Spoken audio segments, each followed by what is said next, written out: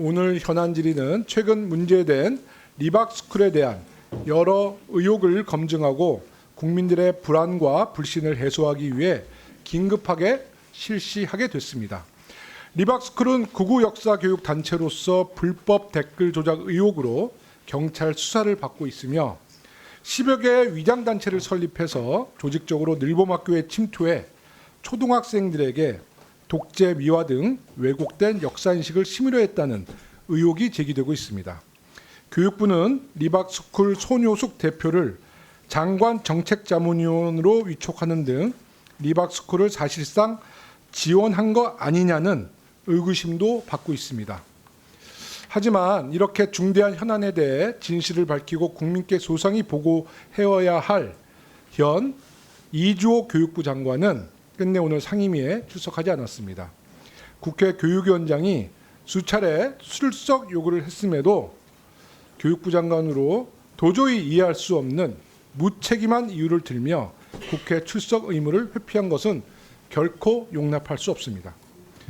윤석열 정부의 마지막 교육부 장관이자 이재명 정부에서도 현재까지 교육부 장관으로 재직 중인 이주호 장관은 이번 리박스쿨 사태에 대해 결코 책임을 회피해서는 안 됩니다. 국회가 반드시 책임을 물을 것이라는 것을 명심하시기 바랍니다. 이주호 장관의 국회 출석 거부는 국가와 국민에 대한 배신입니다. 이재명 정부가 윤석열의 불법 개헌과 내란을 극복하고 민생 회복을 위해 총력을 다하고 있습니다. 특히 대통령께서는 국무위원들에게 공직자로서 국민을 위해 최선을 다해줄 것을 당부하셨는데요. 교육부 장관은 국회 출석을 거부하고 국무위원으로서의 책임을 회피하고 있다, 이렇게 보고 있습니다. 특히 이주호 장관은 정진석 대통령 비서실장과 함께 대통령실의 무덤 같은 깡통 인수인계에 대해서 처벌받아야 한다고 생각합니다. 이주호 대통령 권한대행 그리고 정진석 대통령 비서실장 두 사람은 국정운영 컨트롤타워인 대통령실에 직원도 없고 컴퓨터, 프린터 없는 깡통 인수인계를 한 대통령 권한대행과 대통령 비서실장입니다. 정말 작정하고 대한민국 국정운영을 방해한 장본인들입니다. 개헌과 내란에 따라 6개월 동안이나 국정 공백이 이어졌는데요.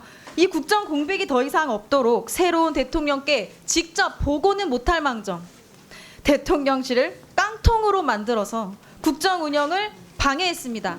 명백한 범죄 행위입니다. 이주호 장관의 국회 불출석은 국회와 국민을 무시한 불법 행위로 여야를 떠나서 책임을 물어야 한다고 생각합니다. 위원장께서 엄중히 조치해 주시기를 부탁드립니다. 이상입니다.